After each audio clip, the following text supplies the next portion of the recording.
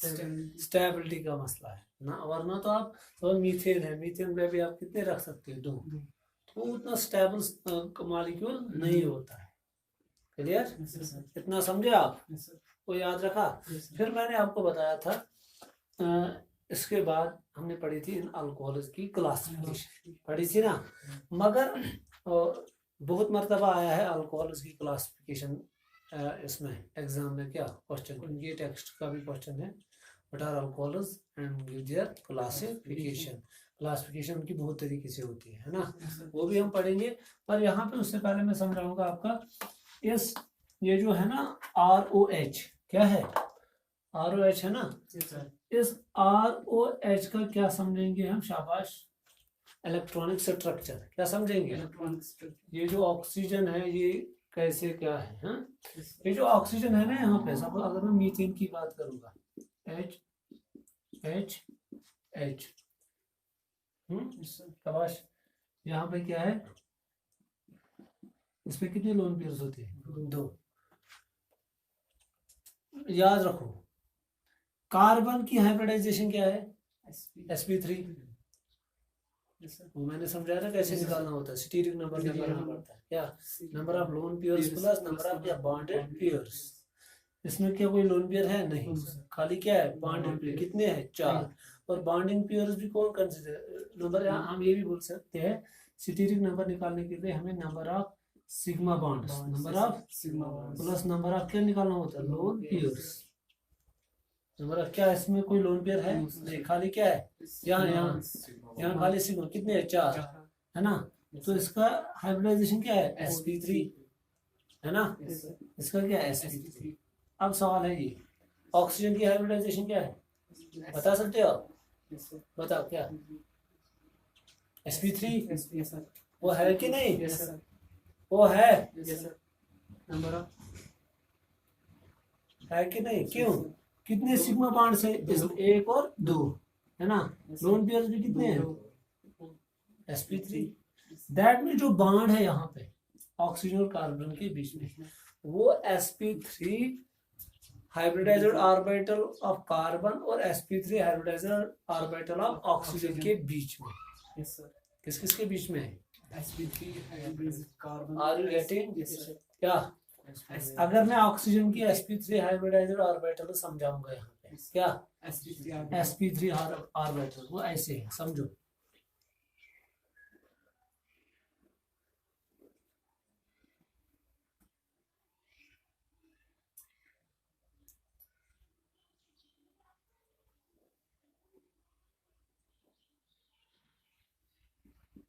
Clear,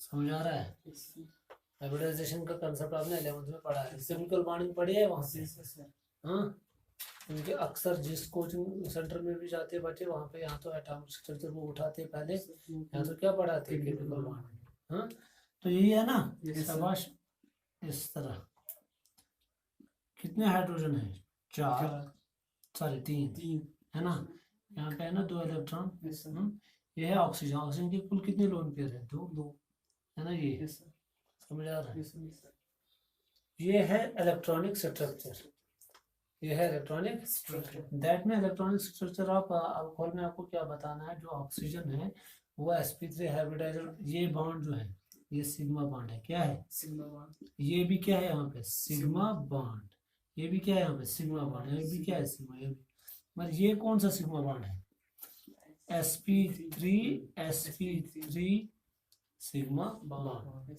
है कि नहीं, क्योंकि ये वाला ऑर्बिटल भी क्या है sp3 ऑर्बिटल, ये भी क्या है sp3, तो ये कौन सा बॉन्ड है, ये sp3s, वो खाली s है, वो कोई हाइब्रिडाइजर नहीं है, sp3s सिग्मा बॉन्ड, ये भी क्या है sp3s, यही दिखाना होता है। मगर यहाँ पे जब हम वैलेंशियल इलेक्ट्रॉन पे रिपल्शन थ्योरी पढ़ते हैं तो उस थ्योरी की वजह से हमें ये भी पता चलता है कि अगर बॉन्ड पेयर है, लोन पेयर है, उनके बीच में क्या रिपल्शन भी होती है।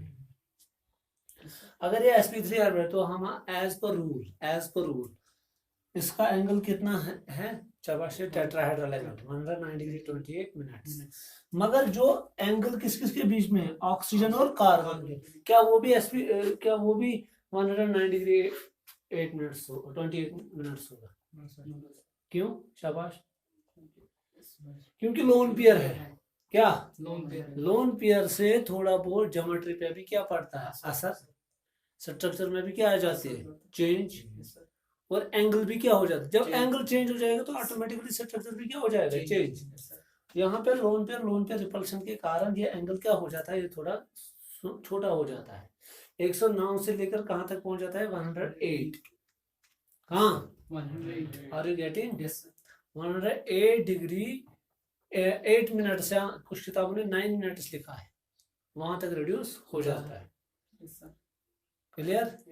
ये इसमें है, किसमें है 108 डिग्री 8 मिनट्स किसमें है, मिथेनॉल में, मिथाइल अल्कोहल में, किसमें जो मैंने यहाँ पे समझा है। अगर ethyl alcohol, propyl alcohol, butyl, उनमें और भी कम हो जाता है। क्यों?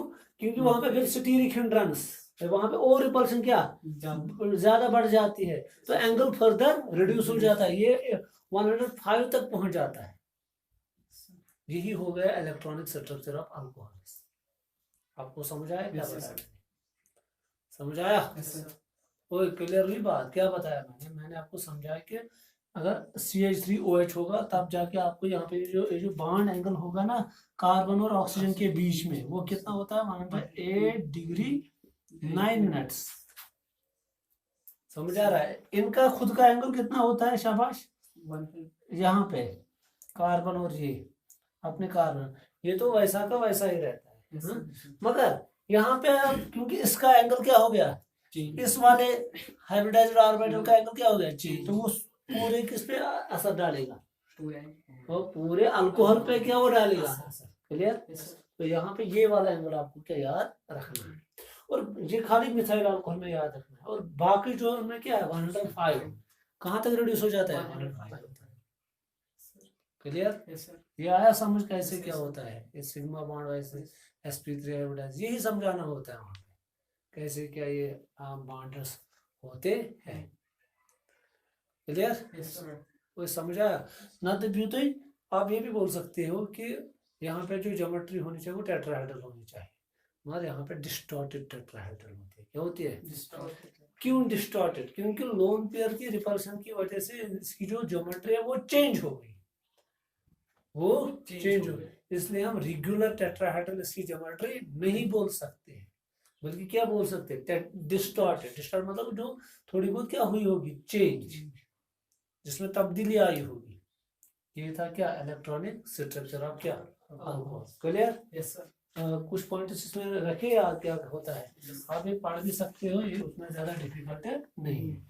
उसके बाद हम क्या पढ़ते हैं यहाँ पे क्लासिफिकेशन ऑफ क्या अल्कोहल, क्लासिफिकेशन ऑफ अल्कोहलिज्म। जब हम क्लासिफिकेशन ऑफ अल्कोहल की बात कर रहे हैं, पहली classification classification first classification on the basis of number of OH groups, hydroxyl groups present in a molecule, in a compound. Clear? Clear? एक कंपाउंड में कितने क्या OH ग्रुप्स है, यहाँ एक अल्कोहल में एक अल्कोहल कितने OH ग्रुप्स का बना है, इन एन अल्कोहल भी लिख सकते हो। हाँ समझ आ रहा है? इसके बुनियाद पे क्या है, ये monohydric, dihydric, trihydric and polyhydric. क्या क्या है? Monohydric alcohols, monohydric alcoholism, dihydric alcohols, शाबाश, trihydric alcohols and polyhydric alcohols. Clear? Monohydric, dihydric, trihydric and polyhydric alcohols, चाहे वो एलिफेटिक डेरिवेटिव्स हो